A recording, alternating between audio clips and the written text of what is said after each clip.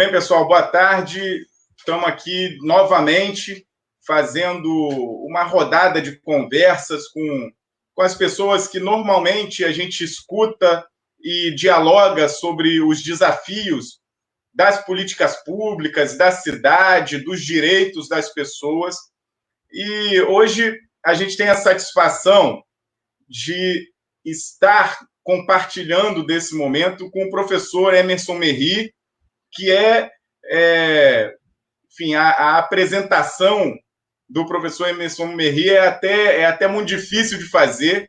É uma pessoa profundamente envolvida nas discussões de saúde pública, nos debates do papel da universidade sobre o direito ao Sistema Único de Saúde fortalecido, a saúde em todos os seus níveis, e principalmente nesse momento de pandemia, de enfrentamento ao coronavírus, né, o Merri e a universidade, em especial a universidade aqui no interior, aqui em Macaé, e a UFRJ, que o professor faz parte dos quadros, tem demonstrado muita capacidade para colaborar com a sociedade, para que hajam menos mortes, para que o resultado dessa doença seja o menos traumático possível, se puder diminuir trauma diante de uma realidade de mais de 11 mil mortos no Brasil. Macaé já chega a 15 óbitos, há um número considerável de quase 250 pessoas infectadas pelo coronavírus. E a gente vai conversar um pouco sobre todas essas nuances, todos esses desafios, e eu acho que temos uma grande oportunidade de ter aqui conosco o Emerson Merri, que eu já queria convidá-lo para estar aqui conosco e a gente começar esse bate-papo online aqui. Eu sei que o professor Emerson é muito requisitado, né? E aí eu queria já agradecer muito por ter aceitado o convite de estar aqui conosco. Nós já conversamos com a professora Kathleen, por exemplo, que faz parte de todo um grupo de trabalho, um grupo de estudos que o senhor também é parte, que o senhor também compõe. Então, eu queria que o senhor começasse se apresentando, em especial de como que é a atuação aqui em Macaé da sua caminhada. Como é que você se comporta na UFRJ Macaé? Bom, boa tarde a todos e todas, boa tarde, Marcel e equipe, muito obrigado pelo convite, me sinto agradecido por poder estar aqui com vocês e trocar algumas ideias. Bom, eu sou médico, que nem a professora Kathleen, eu sou médico sanitarista, já formado há mais de... Eu até perco a conta, né? Fazendo 47 anos de formado em medicina e 44 anos de saúde pública, e estou desde 2012, depois de um concurso público, como professor titular de saúde coletiva na UFRJ, no campus de Macaé.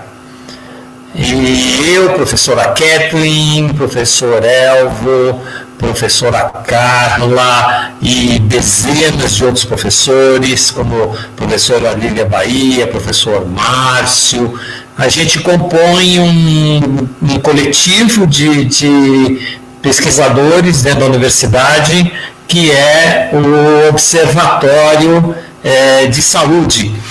Então, nós temos um observatório. Nós temos, aliás, uma rede nacional de observatórios que eu coordeno em várias unidades acadêmicas pelo Brasil e algumas fora do Brasil. E em Macaé, o observatório é coordenado pela professora Kathleen Cruz, né? Fala.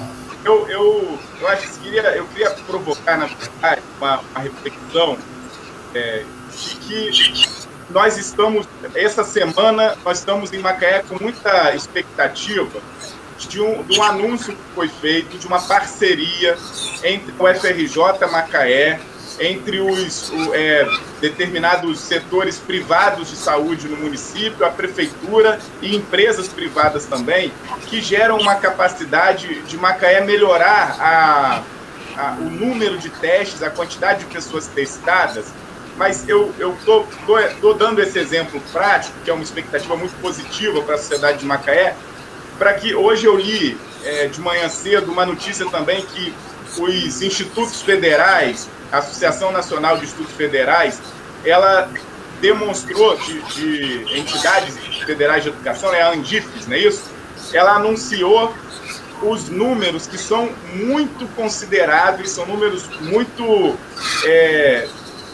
são muito grandes os números de contribuição da universidade pública nesse momento do coronavírus, de enfrentamento à pandemia, e uma universidade que vinha num processo de esvaziamento, de retiradas de investimento. O papel da universidade tem sido cada vez mais demonstrado necessário nesse momento, né, Merri? Eu vejo que, em primeira questão, a gente não está saindo do sufoco, as universidades continuam sendo ameaçadas, né? Assim como a ciência anda sendo ameaçada no país, as universidades públicas também estão sofrendo vários cortes, mas a gente tem um potencial instalado na universidade, que é o potencial que está dentro de cada pesquisador, de cada docente, de cada discente da universidade, de cada técnico da universidade, em que, baseado na nossa vontade e no nosso compromisso ético com a ciência e com a sociedade, a gente, mesmo em situações materiais difíceis, a gente consegue mobilizar o nosso conhecimento, que é imaterial, e ninguém nos rouba, não é? E colocar o nosso conhecimento à disposição da defesa da vida, da defesa de uma ética em que todas as vidas devem ser defendidas, e a ciência tem que ter compromisso com isso. Então, a universidade vem mostrando esse potencial no país. A gente tem conseguido, inclusive aqui na região, o nosso observatório já tem hoje mobilizado 100 docentes, técnicos e alguns discentes nesse esforço, e vem produzindo bastante coisa, mesmo sem receber nenhum recurso adicional por isso, a não ser os nossos próprios salários. Então, nós estamos transformando o nosso trabalho, né, dentro da universidade, numa potência de vínculo com a necessidade que a sociedade passa hoje, né? E de uma maneira assim, mais só para fotografar a importância desse esforço da universidade, que mesmo diante de tantos ataques que já se acumulam, ela consegue se oferecer para salvar a vida das pessoas, né? Os dados hoje anunciados são 823 pesquisas em andamento, e aí pesquisas de vários níveis para identificar o genoma do Covid, para identificar medicamentos, para identificar possibilidades de superação do vírus. Foram disponibilizados das universidades, dos hospitais universitários, quase 500 leitos de UTIs e mais de 2.200 leitos de atendimento comum, 96 projetos de produção de produtos de limpeza, responsável pelo fornecimento são quase 1 milhão de litros de álcool em gel e mais de 900 mil litros de álcool comum que as universidades estão fornecendo para os serviços públicos, para as pessoas.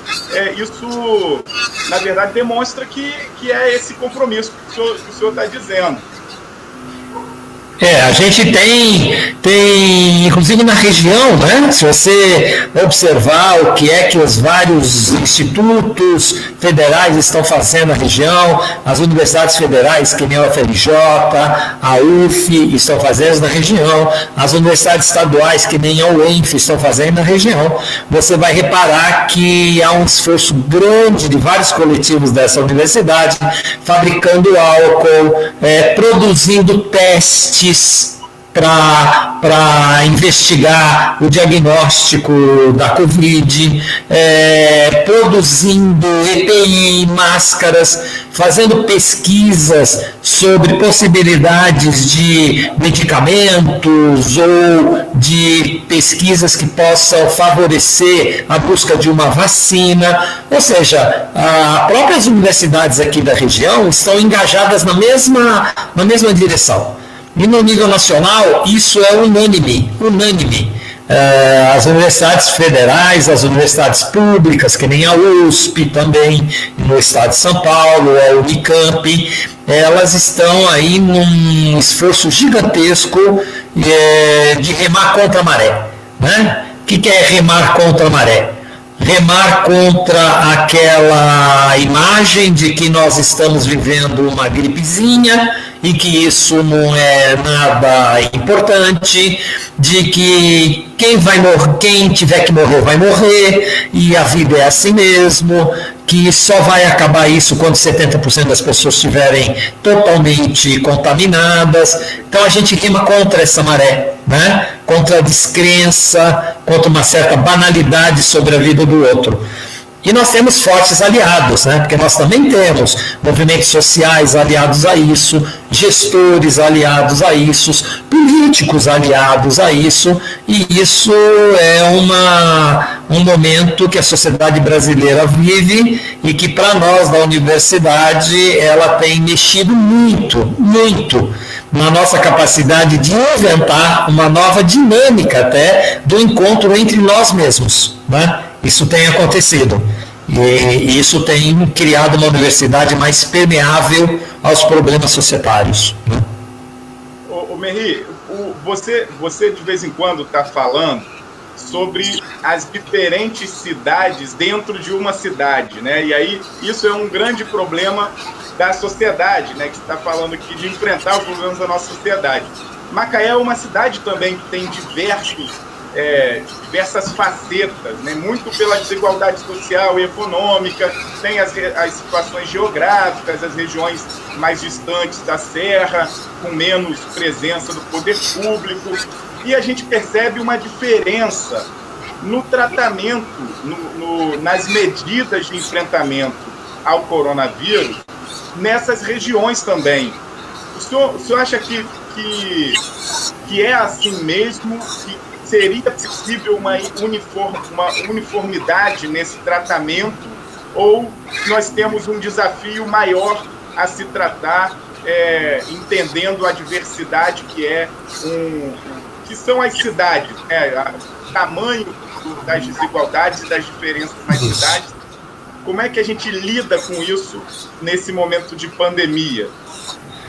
Bom, eu acho que essa é uma característica que a gente carrega muito antes da pandemia, né? Nós somos uma sociedade com muita desigualdade instalada, né?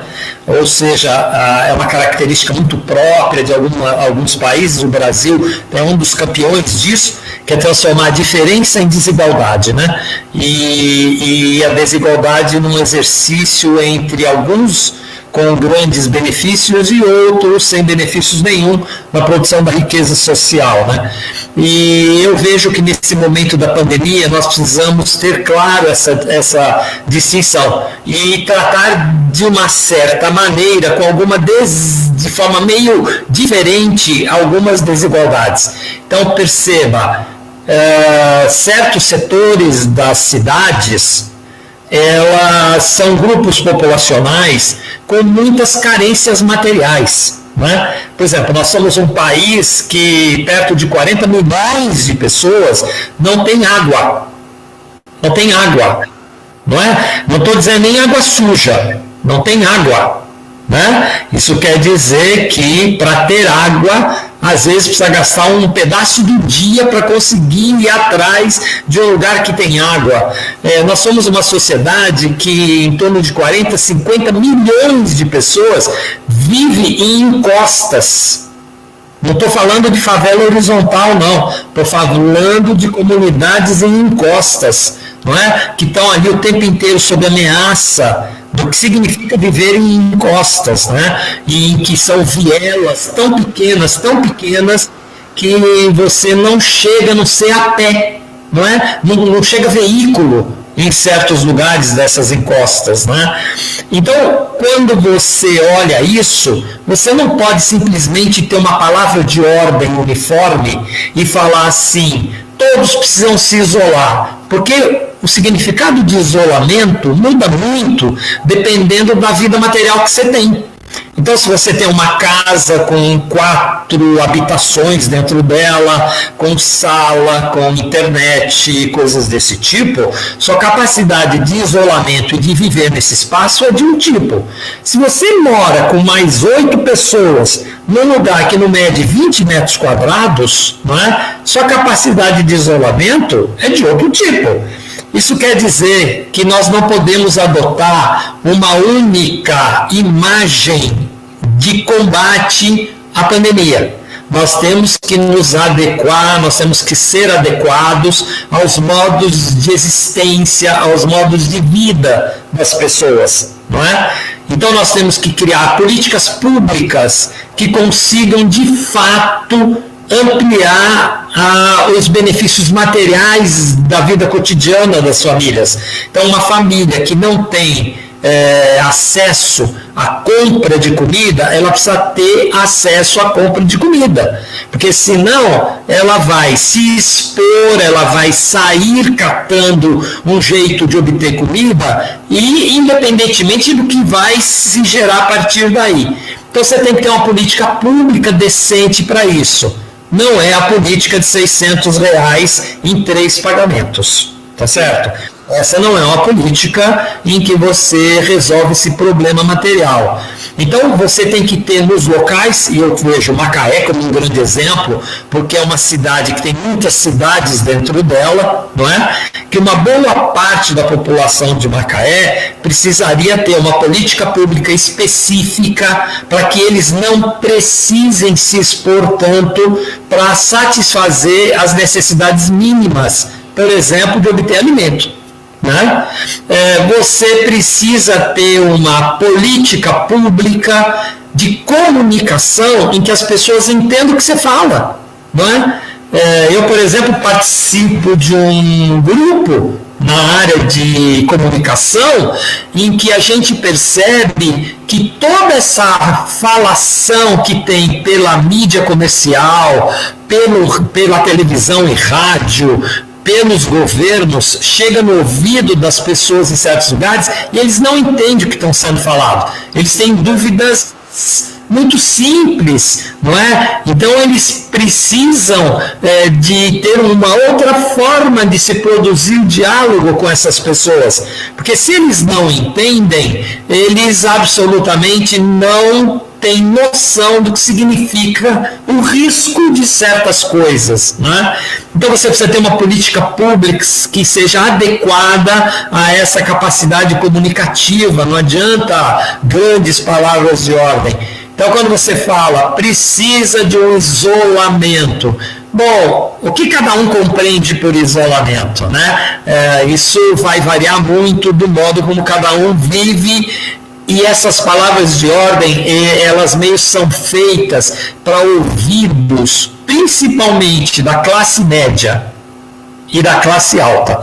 Então, se você pegar o discurso que é feito na maior parte do combate à pandemia, você vai ver que é para ouvido de pessoas que sabem interpretar, né, de uma maneira meio comum aquilo que está sendo falado. Mas quando isso vai para outros níveis da sociedade, a forma de conversa dessas outras pessoas é de outro jeito. As capacidades comunicativas são outras. É só a gente se aproximar e ver que num bairro onde tem uma dificuldade material muito forte, né, que são normalmente as favelas, as comunidades muito pobres, a capacidade comunicativa desses lugares é muito rica, mas eles têm outros códigos de certas coisas. E nós precisamos ter política pública para isso. E precisamos ter uma política pública para garantir acesso aos trabalhadores de saúde a proteções que os permitam chegar perto das pessoas. Não tem esse negócio da gente só chegar perto das pessoas lá no hospital. Nós precisamos chegar perto das pessoas onde as pessoas vivem. Não é? Então nós precisamos ter uma política que favoreça o trabalhador de saúde para ele poder se sentir seguro, para ele poder ir lá no território onde as pessoas vivem e fazer as conversas e ver quem é que está tendo sintoma e ajudar as pessoas a se organizarem no próprio autocuidado, no cuidado dos seus contaminados, ajudar as pessoas a compreenderem o que está acontecendo. Então, a política de combate à pandemia, ela tem que ter alta complexidade, como é complexa a composição do nosso sistema social, não é? Nosso sistema social é muito complexo. Então, se você toma só Macaé como exemplo, você vai ver que Macaé tem tudo isso ao mesmo tempo, né?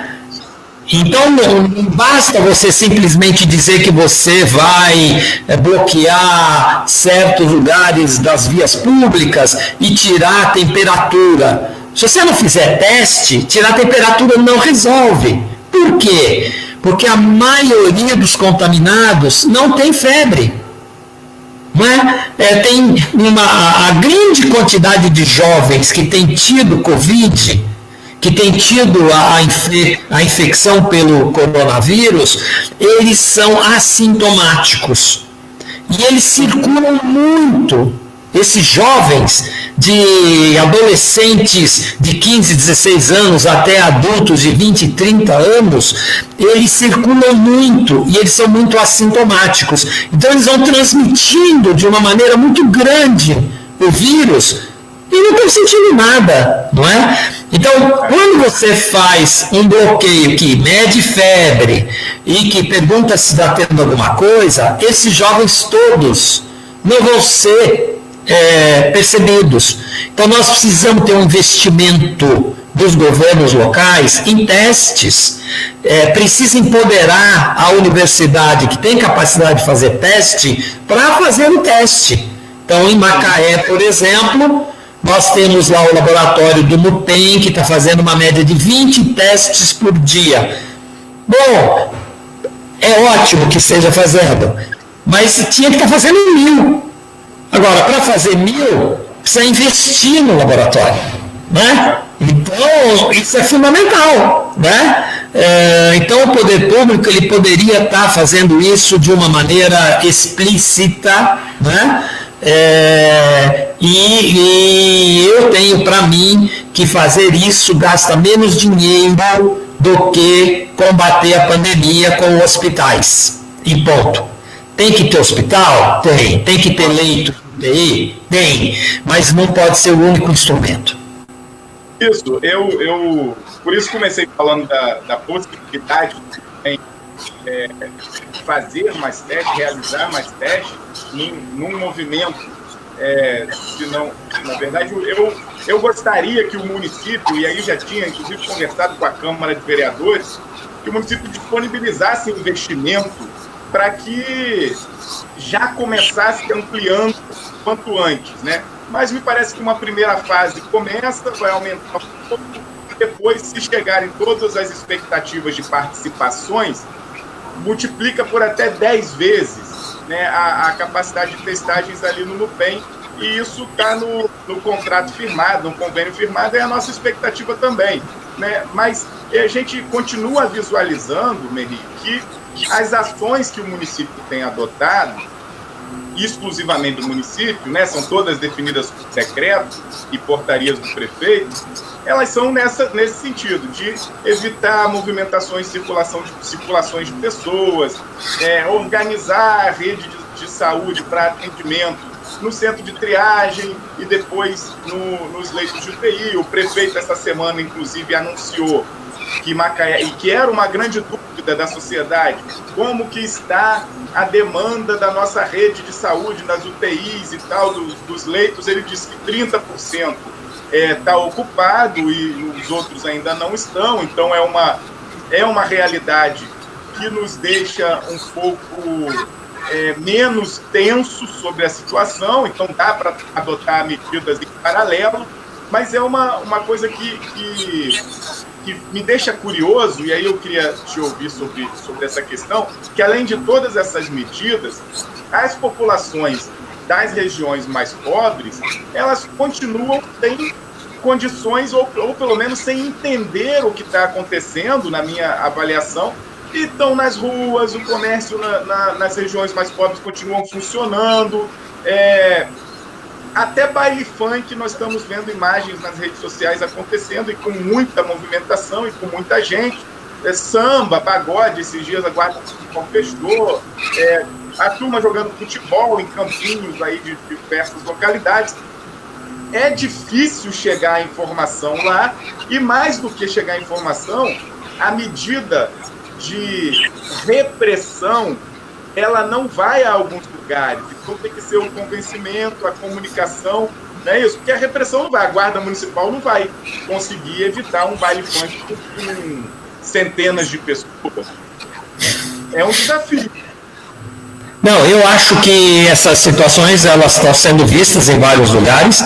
E elas têm um agravante, né? O agravante de que você tem dirigentes importantes do país que fazem a propaganda ao contrário do que nós estamos defendendo, né? Então você tem, em nível nacional, toda uma banalização do que a gente anda vivendo, e isso chega nas pessoas, né? Isso chega, então as pessoas falam, puxa vida, outro dia, por exemplo, eu estava num grupo que estava produzindo um podcast para favelas, né? Para ver se a gente conseguia se comunicar melhor com as pessoas.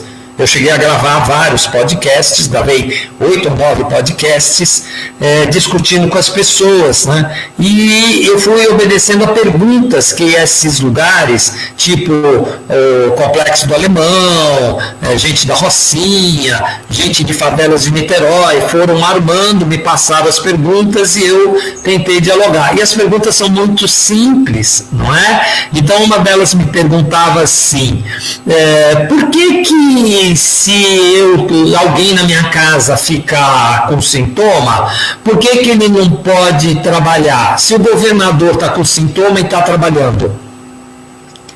Ora, isso é óbvio, não é? Aquele período que o Witzel saiu lá e disse, deu positivo o Witzel, e ele falou, eu vou continuar trabalhando, e fazia reunião com os secretários e tal. Aí a pessoa me faz essa pergunta, que é uma pergunta óbvia, não é? Ela fala assim, por que eu tenho que me isolar e o governador não tem que se isolar? Por que o presidente, que tem uma suspeita que ele foi positivo, ele pode ir para a rua, dar mão, não usa máscara? Por que eu tenho que usar máscara? Então as pessoas vão fazendo perguntas desse tipo, entendeu?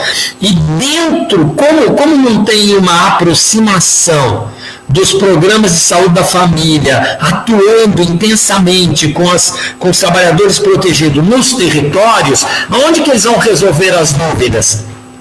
Nas redes locais.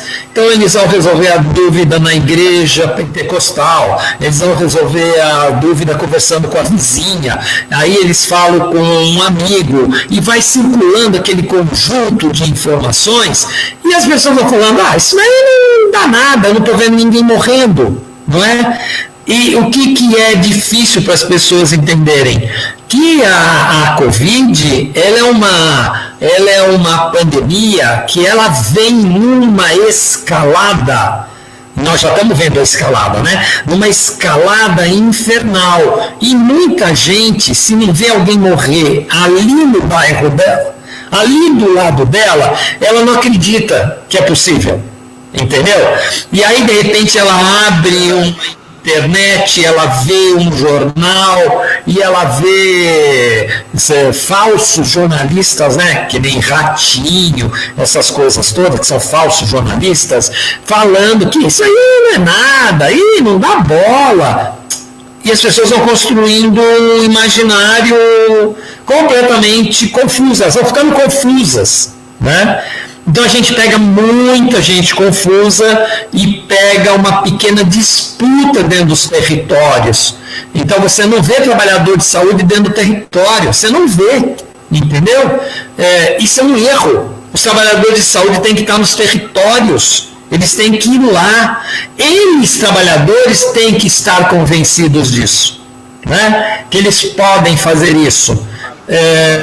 E muitas vezes eles não estão convencidos disso, porque o gestor, por exemplo, está dando valor para o hospital e não para o cuidado no território.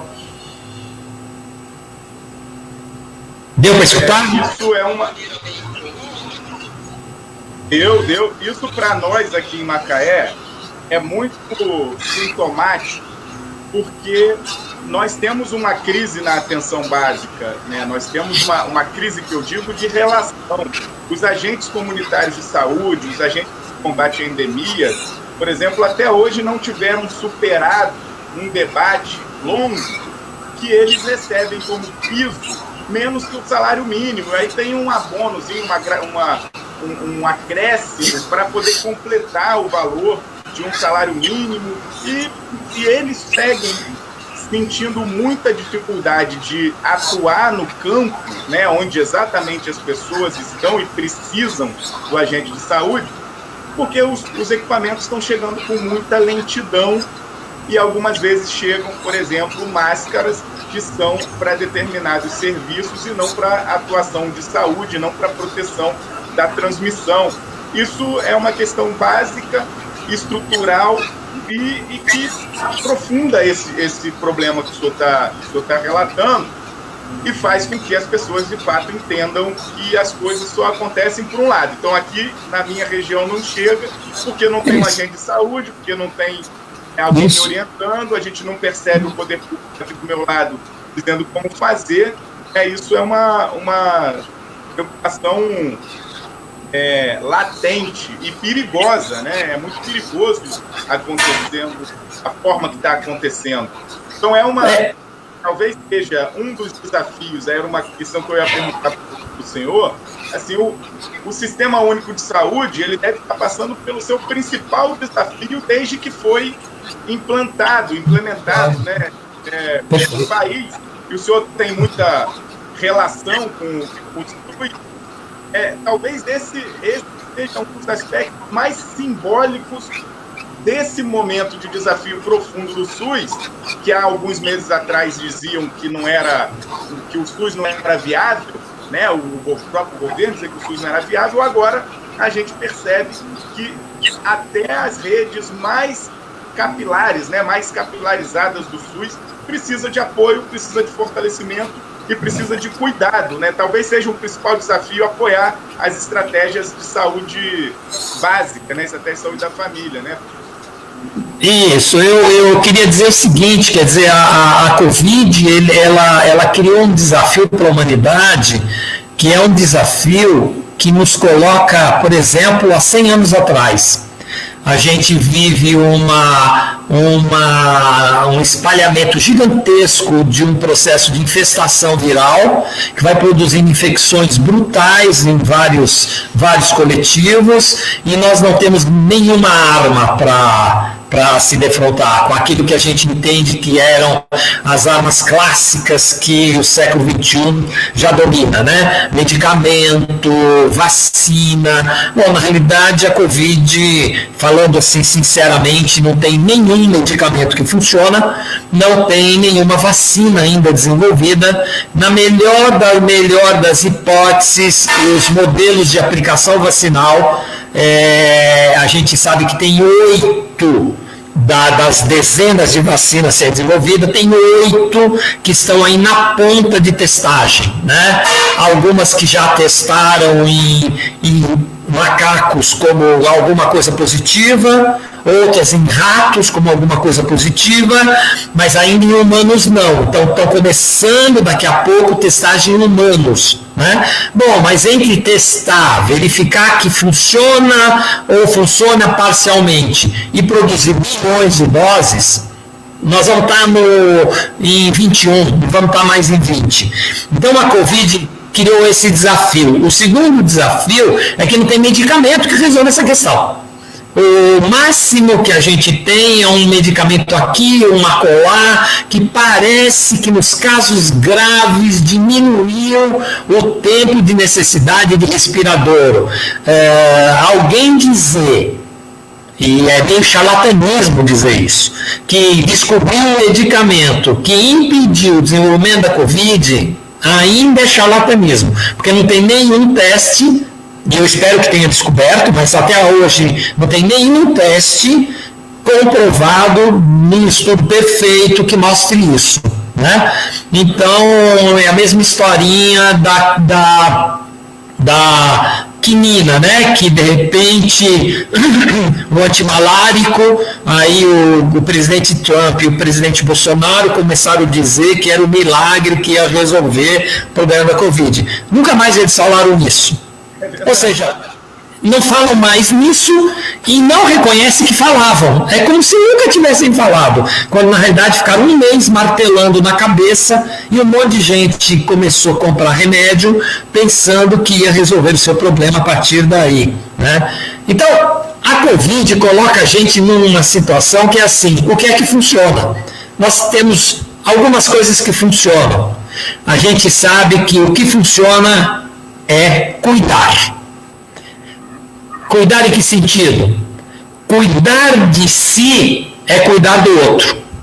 Ou seja, se eu cuido de mim, eu cuido do outro que está do meu lado. Isso a gente sabe que funciona, não é? Então, se eu cuido que eu crio todas as barreiras para não me contaminar, e eu crio todas as barreiras para não contaminar o outro que está do meu lado, eu consigo ir diminuindo o que a gente chama de taxa de evolução da infecção de uma pessoa para outra. A gente sabe que isso funciona. É daí que vem a ideia de isolamento. Mas isolamento não é só você ficar trancado no seu quarto fisicamente. Isolamento é você conseguir estar com alguém e adotar toda uma técnica de cuidado em que você não contamine o outro e o outro não te contamina. Então, isolamento... Só essa consciência que o senhor está aqui nos falando, e a gente já tem ouvido, tem falado também muitas vezes, de evitar que a gente se contamine, mas também evitar contaminar o outro, é por conta da gente ainda não ter conseguido que essa seja uma consciência coletiva, seja o senso comum, que as medidas de restrições, elas se alongam, né? Não, elas pior, né? Quer dizer, a gente não só uma questão de consciência, mas uma questão de organização das redes de cuidado. As redes de cuidado deveriam estar construindo essa prática, não é? A prática do cuidar de si é cuidar do outro. Então, quando você tem um agente comunitário que possa receber o seu salário direito, que possa usar as EPIs direita e possa entender isso, ir na comunidade e discutir isso, ó, cuidar de mim, eu, agente comunitário, cuido de mim, e aí eu cuido de você, você cuida de você, aí você cuida do outro, e tecnicamente isso é possível de ser feito.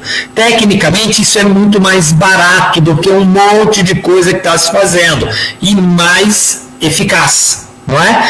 Então, o que é que a gente tem visto? A gente tem visto que o SUS, sim, está diante do maior desafio da sua história, não é? Por quê? Porque ele é o único sistema que nós temos no Brasil que pode levar adiante esse tipo de técnica. Uma equipe que está enclausurada num hospital com 100 leitos de UTI não tem essa prática de cuidar de si é cuidar do outro, lá onde as pessoas vivem. Quem é que cuida ali no território que as pessoas vivem? A rede do Sistema Único de Saúde, em especial a sua ampla rede básica espalhada pelo Brasil. Só que nós temos um agravante no Rio de Janeiro, e nós temos um agravante principalmente no Sudeste brasileiro, que desde que o governo Temer assumiu a presidência da República em 2016, e com um acentuado agravamento depois que o governo Bolsonaro assumiu, nós temos visto a destruição dessa rede básica nessas regiões. Então, você já viveu em Macaé uma rede básica melhor do que a gente tem hoje. Sim. Nós já tivemos momentos dentro de Macaé, inclusive no primeiro momento do governo do próprio prefeito. O próprio Aloysio, na primeira fase do governo dele, ele tinha uma rede básica melhor do que ele tem hoje. Isso é de espantar, concorda? Porque não é que é um outro governo que substituiu um governo. Não, é o mesmo governante. Né? Então ele mudou uma política em relação à rede básica. A rede básica de Macaé já foi mais equipada do que hoje. Então, quando você tem esse desafio, você percebe que o Sistema Único de Saúde, em alguns lugares, está profundamente fragilizado. Não é? E isso é um grave problema, porque essa é a grande arma que nós temos para combater a Covid. Você veja que os governadores do Nordeste fizeram um consórcio de 8 estados do Nordeste, e nesse consórcio, uma das diretrizes deles é fortalecer a rede básica. Não é? Então, por quê? Porque diante da Covid, isso é o que a gente sabe fazer, isso é o que a gente faz de melhor, e isso é o que consegue salvar vidas, evitar mortes desnecessárias.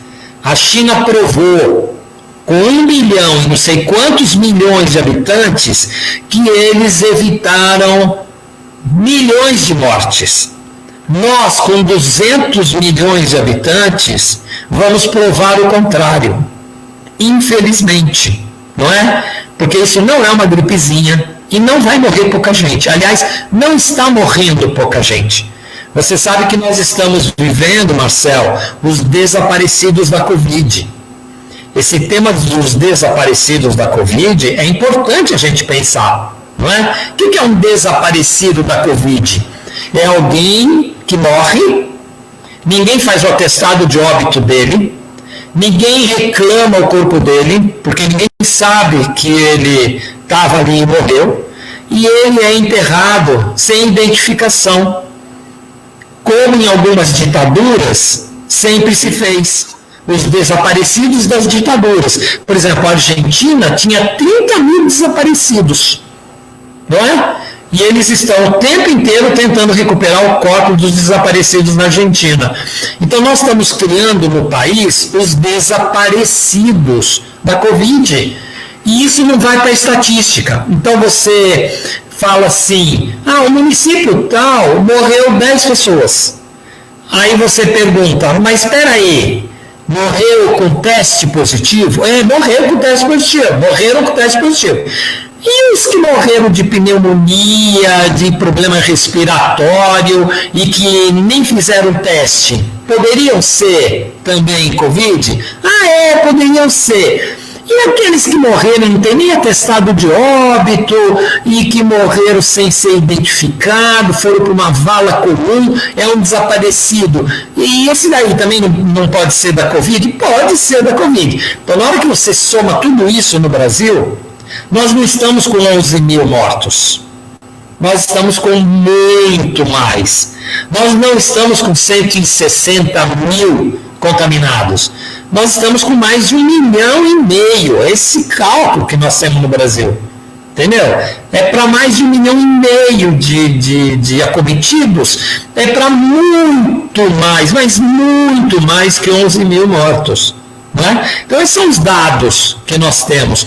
Então, isso torna a Covid uma coisa muito complexa. E eu volto, o SUS Sistema Único de Saúde é o único que, bem organizado, consegue diminuir os desaparecidos da Covid. Porque se ele está no bairro, se ele está onde as pessoas vivem, se os trabalhadores estão bem equipados, ganhando seu salário e bem cuidados pelos governantes, eles sabem quem são os que desapareceram. E eles vão nas redes de cuidado atrás das pessoas. Então, só o Sistema Único de Saúde tem fôlego para isso. As equipes nos hospitais, não é tarefa delas fazer isso, e elas não sabem fazer isso. Né? Professor, como que a gente consegue trabalhar os melhores caminhos de prevenção ao vírus que tem toda essa gravidade e essa dolorida situação de tantos que já estão registrados oficialmente de mortos e de infectados, e aqueles que estão num limbo, né, numa invisibilidade, com tanta subnotificação. Se a gente tem tanta subnotificação, não tem teste para todo mundo, a gente cobra muita transparência, né? Aqui eu peço muito para o município divulgar com mais organização, com mais informação o que está acontecendo. Mas quais as medidas que a gente pode tirar assim, de prevenção para enfrentar também essa subnotificação? Porque as pessoas não acreditam, né? Vou dar tem para um lado e tem para o outro, né? As pessoas não acreditam que são apenas 15 casos em Macaé que foram a óbito. As pessoas não acreditam que são apenas 11 mil no Brasil. Não acreditam assim, não estão, os outros não estão registrados. E tem também muita história que começa a ser contada. Por exemplo, faleceu um senhor que teve um acidente e foi dado coronavírus na hora do diagnóstico, na hora do óbito. E que a família reivindicou que não levou para o IML. E essas histórias vão se consolidando no inconsciente coletivo a ponto de descredenciarem até as informações que nós já temos oficial. Lógico. Eu acho assim, uma questão que é muito fundamental é a gente pensar que a gente não faz política de saúde sobre os outros, a gente tem que fazer política de saúde com os outros, né? Então, por exemplo, quem já trabalhou em favela como profissional de saúde, então aqui eu estou falando da minha experiência já de muitos anos, mas que viveu como médico clínico dentro de comunidades faveladas. Quem já viveu essa experiência sabe que esses lugares são muito ricos em redes de comunicação.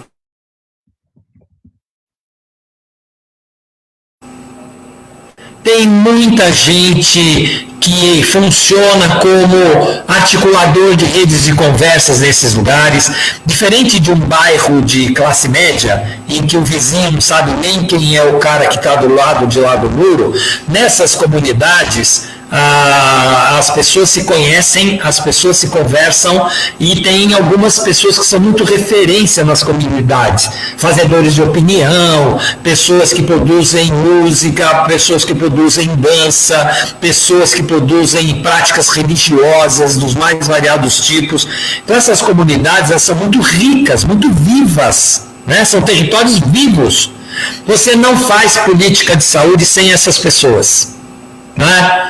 Não adianta você ir lá no bairro onde as pessoas vivem e falar para elas o que elas têm que fazer. Você tem que ir lá fazer com elas. Tá? Então, a única forma que eu vejo é sim que o Sistema Único de Saúde crie todas as suas equipes para estarem nos bairros, para estarem nos territórios da vida, e que fabriquem junto com as pessoas as soluções para os problemas locais. Não é? Que são comunicativos, que são de medição de quem é que está com problema, que são da construção de redes de proteção para quem está com problema. Essa é a tarefa do SUS, entendeu? Além das tarefas que a gente já faz, que é analisar os dados, fazer modelagens, discutir diretrizes gerais. Então eu acho que esse é um elemento importante da gente entender. política pública no campo da saúde, no campo da educação, você faz com o outro e não sobre o outro e nem para o outro. Professor, mas os governos podem dizer o seguinte: a Covid-19 chegou sem ninguém esperar. Então não daria tempo para fazer toda essa mobilização que o senhor está reivindicando. É verdade isso? Não é verdade. A China nos deu muita chance. A China nos deu muita chance, Marcel. Você vê, eu gosto do exemplo da Nova Zelândia. A Nova Zelândia é um país pequeno, que seja, mas isso não importa, não é? Porque tem países pequenos que estão em situações profundamente dramáticas, porque não fizeram nada. Né? Equador, por exemplo.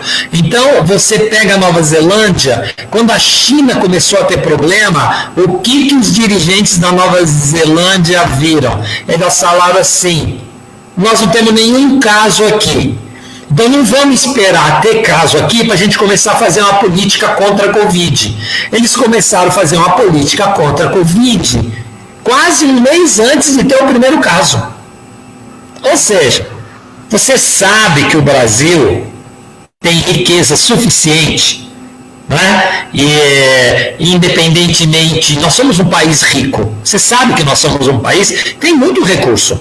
Só que esse recurso está na mão de uma minoria da minoria. E tem governos nacional, tem governos estaduais e governos municipais que são a favor da minoria da minoria. Tem outros que não é? Então, é óbvio que se o governo nacional fosse a favor da proteção da vida de todo mundo, ele teria começado lá atrás, quando a China estava com problema, não é? E não ficar falando coisas contra a ciência, contra a universidade, contra os pesquisadores, contra o SUS. Eles continuaram. Olha, pega o prefeito do Rio de Janeiro. O prefeito do Rio de Janeiro, em plena Covid, já na China, ele estava destruindo equipes de saúde da família no município do Rio de Janeiro. Então ele fez o contrário do que eu estou falando. Em vez de ele estar empoderando as equipes dentro do município do Rio de Janeiro, ele estava destruindo as equipes. E a Covid já existia na China, entendeu? Então não é verdade que não dava tempo. Dava tempo. Ainda dá tempo. Professor, eu queria que o Wesley nos colocasse aqui algumas perguntas, a gente já ir encaminhando aqui para a reta final. O Wesley vai elencar ali 3 questões, três comentários, para a gente poder trazer as pessoas para participar aqui também. Bom, por que a razão do número de mortes, mais de 11 mil, não impactam as pessoas e não conscientiza? Do contrário, o número de mortes do acidente aéreo, por exemplo, né? Por que uma coisa não sensibiliza tanto quanto a outra? A gente vê isso nos diversos setores. Onde que a comunicação está falhando nesse caso? Respondo uma ou espera? Não, espera as perguntas, tá? Bom, vamos nessa, Érica. Porque a da Rafaela eu queria que ficasse para o final, porque eu queria falar de uma proposta que o mandato vai reapresentar daqui a pouco. Hoje. Tá bom. Tá bom. Então, repara, eu acho que a discussão pode ser um pouco mais ampla, porque simbolicamente isso é importante, né? Por que a morte de certas pessoas, de certos grupos, não sensibiliza tanto, né? Bom, você sabe que o Brasil, antes da Covid, nós tínhamos mais ou menos uns 60 mil mortes por violência, né? Claramente por violência, né? Violência policial, violência de todos os tipos, né? 25% disso claramente com violência policial, tá certo? Matando pessoas. E a gente sabe que essas pessoas que eram mortas, a maioria, gigantescamente, eram negros. A maioria. E a gente sabe que dessa maioria, a maioria eram adolescentes e jovens adultos negros. E isso não sensibilizava, ao contrário, como que ia criando numa imagem a ideia de que, nossa, estamos diminuindo o número de pessoas perigosas, porque o Brasil, escravagista, construiu na cabeça, inclusive do próprio negro, que o negro é uma pessoa perigosa. Então, se você passa numa rua e vem atravessando um negro, você tem uma reação. Se vem atravessando um loiro, você tem outra. Então, nós somos uma sociedade muito marcada no corpo das pessoas com certos preconceitos. Quando a gente tem vários comunicadores importantes da mídia comercial e vários políticos que reforçam isso, é como se a gente estivesse convencido que a vida das pessoas não é muito importante mesmo. Né? Que pouco importa se o outro morreu ou não morreu. A gente não é uma sociedade que é defensora da vida de qualquer um. A gente é uma sociedade egoísta. A gente defende a própria vida e a gente é necropolítica em relação à vida dos outros. Ou seja, a gente é necroativista, a gente é ativista da morte. É quase a ideia de que uma sociedade já é impregnada com a ideia de que a morte do outro pouco importa. Mas quando morre alguém de avião e a mídia comercial mostra o rostinho dela, a família, o sofrimento, de que ela era uma pessoa bem-sucedida, e normalmente brancos, né? Porque quem morre em avião, 99,9% são brancos, né? E normalmente loirinhos, loirinhas, bonitinhos, bonitinhas, cheio de famílias muito bonitinhas também. Então a mídia cria uma comoção quase que de novelesca, né? Então aí isso cria tal. Agora vê se a mídia bota o nome e conta a história de cada família, de cada um que está morrendo da Covid. Só de famosos, porque elas fazem marketing em cima de famosos. Não é? Ou de alguém que tem uma importância relevante, tipo um músico, um escritor. Mas aquele do dia a dia que morreu é simplesmente dito assim: a pessoa morreu na fila. Mas que pessoa é essa que morreu na fila? Qual a história de vida dela? Qual é a perda que a sociedade tem por esta morte? Então parece que a gente pesa diferentemente, sabe? Morre uma pessoa, a gente fala, nossa, a sociedade perdeu, porque morreu fulano ou fulana. Aí morre um qualquer, a gente diz, a gente não perdeu nada. Então acho que esse é um traço ético, problemático, de uma sociedade ainda escravagista, que nem a brasileira, não é? Racista, né? E com forte preconceito social em relação aos pobres em geral. Wesley, tem alguma outra pergunta, alguma questão aí? Tinha da Rafaela. O Alex. Como pensar em testagem a partir do acompanhamento da estratégia de saúde da família, especialmente nos aglomerados suburbanos? Bem, Alex, eu acho que essa é uma questão chave, né? Eu já fiz várias gravações, numa das gravações eu fiquei discutindo como é que uma equipe que atua no território pode ter instrumentos que são baratos, né? E pode impactar a história da doença, por exemplo, num bairro, né? E eu coloquei que é muito fácil, você, um profissional de saúde, vai bem protegido de EPI, de roupa, né? Vai bem protegido com desinfetantes, com luva, e vai com alguns aparelhos baratos, por exemplo, um estetoscópio do pescoço, não é? Por exemplo, um termômetro, por exemplo, um oxímetro R$80. Não é? E você pode ir também com kit de testagem de vacina rápida. Ela dá muito falso negativo, mas quando ela vai dando positivo, ela te ajuda muito. Então, um kit para você atuar no bairro, ele é barato. Um respirador, por exemplo, o governo de São Paulo estava pagando, semana retrasada, R$80 mil para comprar um respirador, não é? Ora, com R$80 mil eu monto esse kit para 1.000 trabalhadores, quase.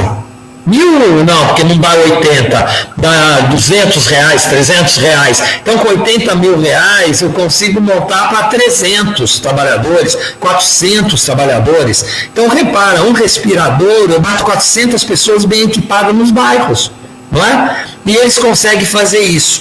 A testagem ajuda muito, mas a prática de saber perceber a evolução de um quadro ou de poder rastrear a partir de alguém que tem um sintoma, tecnicamente os contatos dele, essa prática, às vezes você faz muito bem com algum erro, mesmo sem ter teste. Então o teste é muito bom, mas ele não é um pressuposto para você agir. Se tem o teste, é melhor ainda. Só que o governo não investiu nessa produção. O Brasil tem capacidade, se o governo botasse dinheiro mesmo, em volume, antes, já, e ainda pode fazer isso, nas universidades que têm laboratórios para fabricar, na Fiocruz que tem laboratório para fabricar, em certos setores privados que têm laboratório para fabricar, nós estaríamos fabricando teste. Entendeu? Professor, tem uma afirmação que trata de uma questão de presídios. Wesley, coloca essa.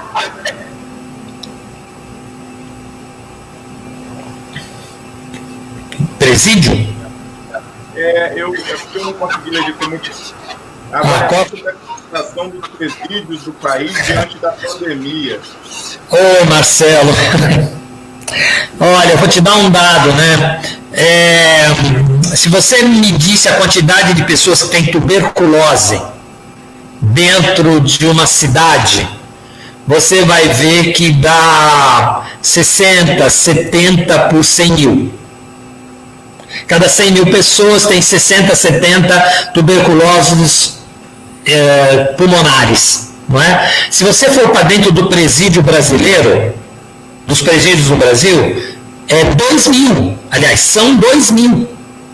Ou seja, de cada 100 mil nós temos 2 mil com tuberculose pulmonar evidente. Isso quer dizer o seguinte: a população carcerária brasileira, ela é descuidada, materialmente destruída e empobrecida, violentada, porque os presídios são verdadeiros manicômios, violentada, e ela tem todas as condições desfavoráveis para o enfrentamento de uma pandemia dessa.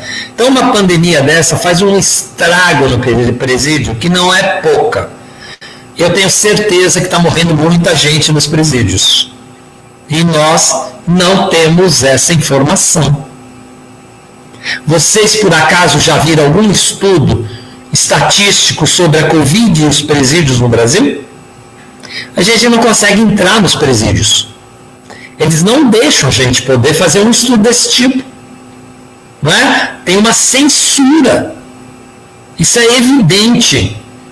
Não é? Então, as condições dos presídios, elas são totalmente favoráveis à Covid, desfavoráveis à vida.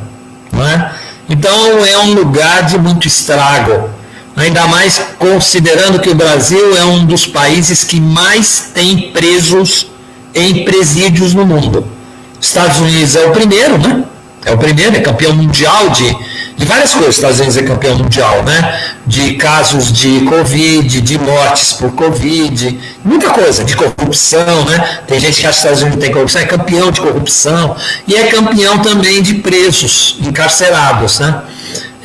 O Brasil é um dos primeiros do mundo.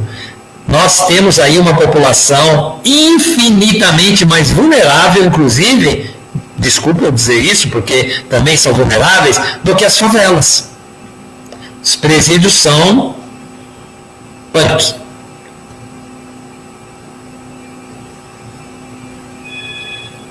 Professor, a gente pegar a última pergunta, estava perguntando sobre a universidade, se a gente acredita que ela vai passar a ser mais valorizada no exterior, mas antes da gente entrar nessa questão específica, eu queria perguntar para o senhor como que a gente pode fazer o enfrentamento àqueles grupos que acham que a gente tem que permitir a abertura de tudo. Então, a economia, o mercado, o shopping center, o comércio do centro da cidade, as escolas, enfim. Como que a gente lida com eles, sendo que as informações, os números e esses estudos, que o senhor está partilhando algumas informações assim, bem de forma didática e pontual conosco, não convence mais, que o que está convencendo é aquela lógica de que o mercado que gera emprego é mais importante que a vida que faz o mundo girar, na verdade, porque o mundo gira porque a gente está vivo. Como é que enfrenta essa turma? Bom, eu acho que isso até liga um pouquinho com a ideia da Rafaela, né? Mas, enfim, eu queria dar 2 exemplos do mundo hoje, né? Que estavam em situações muito melhores do que nós, mas muito melhores, não é? Que é a Alemanha e a Coreia do Sul. A Alemanha e a Coreia do Sul, até um tempo atrás, estavam sendo indicadas como países que construíram um modelo de combate à Covid com grande sucesso. E, de fato, grande sucesso. Não é? Aí eles resolveram abrir. Então, abriram e tal. O que aconteceu essa semana?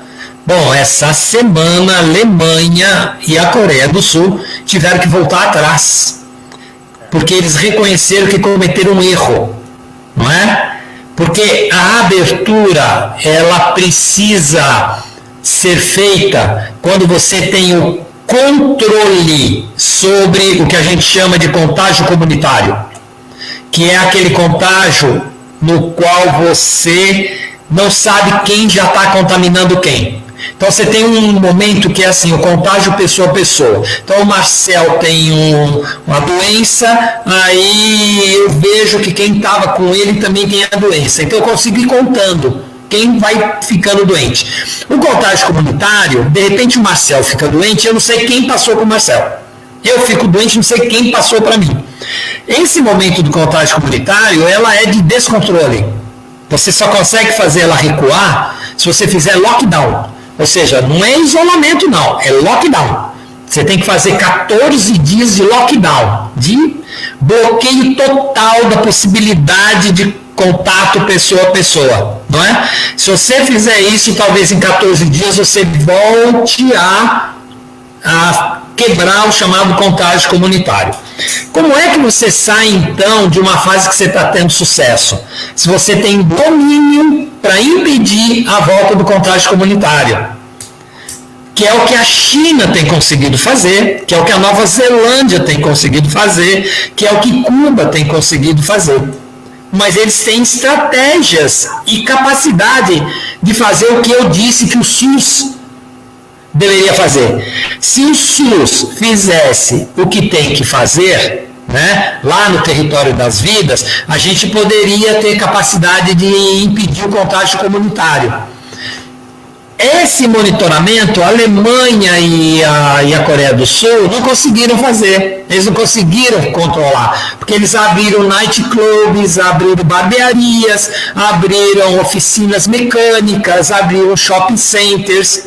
Então, esse é um exemplo para os governantes, seja da nossa região, seja do Brasil todo, ler, não é? Se fizer abertura, vai explodir o que já explodiu, ou seja, nós ainda não controlamos nem o contágio comunitário, então nós vamos fazer mais contágio comunitário no contágio comunitário, ou seja, isso é um desastre. E aí eu grudo com a pergunta da Rafaela: as universidades vão sair mais fortalecidas? Eu espero que sim. Depende do quê? Depende da classe política da região. Por que depende da classe política da região? Porque, às vezes, em defesa da ciência e da vida das pessoas, a gente toma posições contrárias a certos jogos políticos da região, de interesse de grupos políticos da região. E aí alguns grupos políticos da região começam a querer fazer fofocas contra a universidade. E tentando enfraquecer a universidade, em vez de fortalecer a universidade. Então isso também é uma disputa. Nós poderemos sair mais fortalecidos, mais reconhecidos, mais respeitados, não é? Mas nós podemos também sair mais enfraquecidos, dependendo da classe política da região do Norte Fluminense e da região dos lagos, aí, da região oceânica. Por quê? Por causa disso mesmo. Então, às vezes a gente solta uma nota e diz assim, não é indicado a gente abrir o comércio, não deve se abrir barbearia, não deve se abrir shopping center, não é a hora de fazer isso. Aí o jogo político local vira e diz que nós somos partidário, que nós somos isso, que nós somos aquilo, para tentar destruir a nossa fala, né? Mas eu tenho total convicção. Nós estamos falando, né, daquilo que o conhecimento, que é uma grande conquista da humanidade, tem nos autorizado a falar. Então nós estamos falando em nome do conhecimento científico, que tem nos autorizado a falar e que no mundo tem funcionado. Entendeu? Então, isso depende, Rafaela, e eu continuo batalhando para que a universidade seja, primeiro, uma grande aliada das populações, que seja uma defensora radical da vida de qualquer um, e que seja um instrumento amplo e democrático, que na região aí do Norte Fluminense, na região aí dos lagos, seja um elemento importante nessa direção.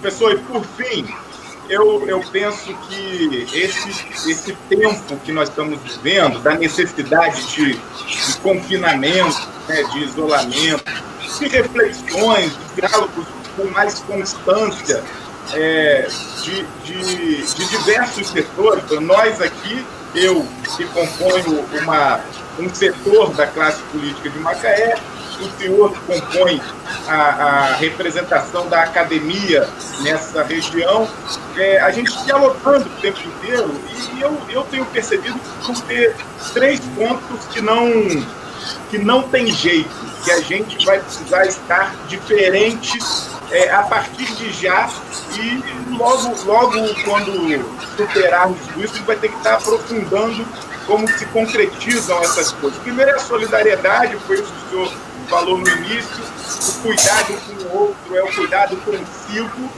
o cuidado com você. Então essa relação ela vai precisar ser massificada, o individualismo, o resolvo eu o meu problema e deixo o problema dos outros para lá, isso não é mais aceitável por uma questão que nós estamos vendo. A gente mata ou morre por conta do comportamento individualista, isolacionista. Bem, o outro aspecto é a economia, e aí em todos os níveis, no nível global, no nível nacional, mas também no nível mais local, regional e das cidades, municipal, é preciso encontrar soluções de uma economia mais solidária, em que as pessoas possam valorizar as relações humanas, em que a vida esteja em um patamar, em um nível maior que a tentativa de lucro acima de qualquer coisa. Então, aquela disputa vida versus lucro vai precisar ser revista, pelo menos na minha concepção, e eu confesso que eu não sei os caminhos, a gente está vendo muito debate sobre isso. E, por fim, eu acho que o setor público público, o Estado precisa ser fortalecido, e eu acho que aí em algumas estratégias. é a atenção básica na saúde, desde a atenção básica, então é o SUS e todas as suas ramificações, a proteção social, tinham algumas assistentes sociais acompanhando aqui, acho que ainda devem estar, consolidar o Sistema Único de Assistência Social, para que os CRAs também sejam esses espaços que, relacionados com o SUS, com as estratégias de saúde da família, deem conta de acolher as pessoas, de oferecer às pessoas as condições básicas de cidadania. Tem se discutido muito, relacionando isso com a economia, a questão da renda de cidadania, da renda básica, da renda permanente para todos. E, por fim, eu acho que é fortalecer a universidade pública, a ciência, a tecnologia nacional, o investimento público na universidade, na educação pública em geral, mas em especial na ciência e tecnologia. E aí eu queria só dizer que hoje a gente está dando entrada, no final do dia, numa proposta, uma nova proposta de emenda à lei orgânica municipal, que garanta, que preveja, pelo menos, uma porcentagem do orçamento municipal. A gente tentou há um ano atrás que 1% de royalties fosse para incentivo à ciência, à tecnologia, à pesquisa. Bem, fui derrotado. Agora, com tudo isso, a gente está pensando, e dentro de uma crise de royalties, a gente está pensando em um valor, uma porcentagem, está aqui hoje para definir essa porcentagem. Deve ser algo em torno de 0,5% de todo o orçamento do município para um fundo de apoio à pesquisa, à ciência e à tecnologia em Macaé. Então, essa é a proposta que a gente já vai apresentar, dialogando com um pouco dessa necessidade de fortalecimento da universidade aqui no interior, que é uma conquista nossa que a gente não pode retroceder. Então, concordo. Pedindo para fazer alguns comentários sobre essas últimas questões que eu coloquei, e que o senhor já também fosse fazendo suas considerações finais e despedindo da... Bom, primeiro eu agradeço a esse tempo todo que nós passamos dialogando, acho que foi muito interessante as perguntas, o debate, a reflexão. Segundo, eu acho ótima essa proposta, né? Eu acho que tem um fundo de apoio e desenvolvimento da ciência e da tecnologia em Macaé, e espero que isso possa contaminar a região. Seria da maior importância, né? Já que é uma região que tem esse peso importante dos royalties, né? E que isso poderia desdobrar nisso que nós já estamos mostrando, né? O potencial que tem nas nossas instituições acadêmicas dentro da região. Os institutos federais, as universidades federais, as universidades estaduais, e isso, as municipais, e isso eu acho que é uma medida absolutamente fundamental. Espero que você consiga ganhar agora, dessa vez, essa proposta lá na Câmara, e acho que é um momento oportuno para isso. E queria agradecer a audiência, as perguntas das pessoas e a generosidade de vocês em abrir esse espaço.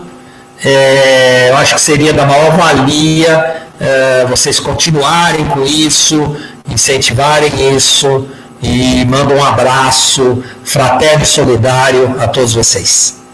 Obrigado, professor Merri, e a gente sempre que precisar vai acionando o senhor para o senhor tirar nossas dúvidas também e nossas angústias, tá? Na semana que vem, nós estamos chamando aqui, vamos já organizando, a conversarmos sobre a semana de luta antimanicomial. A gente está pensando ali quem da saúde mental a gente vai trazer. Eu sei que o senhor tem uma boa relação com esse debate de saúde mental também. Aí a gente vai divulgando e vai falar para o senhor vai ficar sabendo. Obrigado. Você já tem nome? Já tem nome de alguém? Eu estou pensando nos dois Júlios. No Júlio psiquiatra e no Júlio Silveira, se não me engano, que é o Júlio servidor também da saúde. Estava pensando nos dois. Tá bom. Tá bom. Qualquer um. Nome, Merri? Não. Tá ótimo. Perfeito. Grande abraço e sucesso. A luta antimanicomial é fundamental. Isso aí. Valeu, Merri. Obrigado por Valeu. Agradecer a todo mundo que esteve acompanhando, viu? Tchau. Valeu. Tchau. Um abraço. É isso, gente. Obrigado.